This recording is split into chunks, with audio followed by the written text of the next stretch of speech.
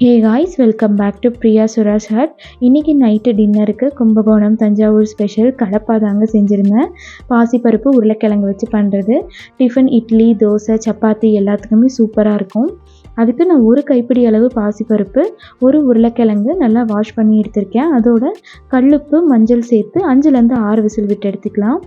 ஒரு கைப்பிடி பெட்டால் தாராளமாக ஒரு ஃபேமிலிக்கு வருங்க. விசில் விட்டு எடுத்ததுக்கப்புறம் உருளைக்கிழங்கு மட்டும் தனியாக எடுத்துகிட்டு காரத்துக்கு பச்சை மிளகா, 4 பல் பூண்டு, கொஞ்சமாக இஞ்சி, ஒரு வெங்காயம், ஒரு தக்காளி, 4லேருந்து 5 பல் தேங்காய், அப்புறம் ஸ்பைசஸுங்க. எண்ணெய் நல்லா சூடானதுக்கப்புறம் எடுத்து வச்ச ஸ்பைசஸ் ஆட் பண்ணி அதுவும் நல்லா பொரிஞ்சதுக்கப்புறம் வெங்காயம், கருவேப்பிலை ஆட் பண்ணி ஓரளவுக்கு வதங்க விட்டுக்கலாம். ஓரளவுக்கு வதங்கினதுக்கப்புறம் நம்ம எடுத்து வச்சுருக்க தக்காளியை ஆட் பண்ணி நல்லா வதங்குற வரைக்கும் வெயிட் பண்ணலாம், கொஞ்சமாக கல்லுப்பு சேர்த்து. இந்த கேப்பில் ஒரு பிரேக் எடுத்து இட்லி ஊற்றிட்டு வந்துடலாம்.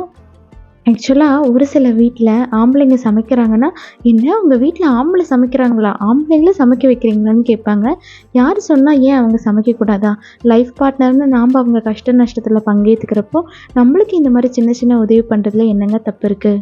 இந்த மாதிரி ஒரு சில பேர்னால ஒய்ஃப் கஷ்டப்படுறாங்கன்னு யோசிக்கிற ஆம்பளைங்க, செய்யணும்னு நினைக்கிற ஆம்பளைங்க கூட இது நம்ம வேலை இல்லை போலன்னு ஒதுங்கி போயிடுறாங்க.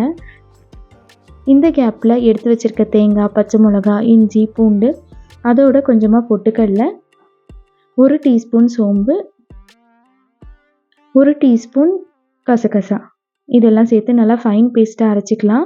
வெங்காயம் நல்லா வதங்கினதுக்கப்புறம் இந்த பேஸ்ட்டை ஆட் பண்ணி கொஞ்சமாக தண்ணி கலந்து பச்சை வாசம் போகிற வரைக்கும் கொதிக்க விட்டுக்கலாம்.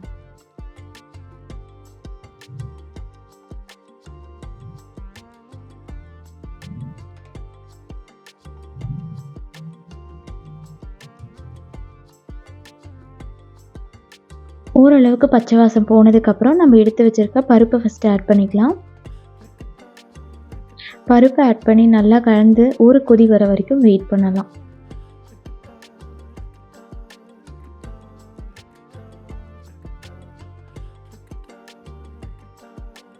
ஒரு கொதி வந்ததுக்கப்புறம் நம்ம எடுத்து வச்சுருக்க உருளைக்கிழங்கை நல்லா மசித்து இதோட சேர்த்துக்கலாம். சேர்த்து கலந்து நம்மளுக்கு தேவையான கன்சிஸ்டன்சி வந்த உடனே எங்கள் வீட்டில் கொத்தமல்லி தீர்ந்துருச்சுங்க.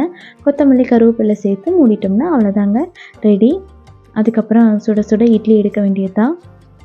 நாங்கள் இன்றைக்கி நைட்டுக்கு எங்களுக்கு டின்னர் இப்படி தாங்க போச்சு. அடுத்த வீடியோவில் பார்க்கலாம். டாட்டா.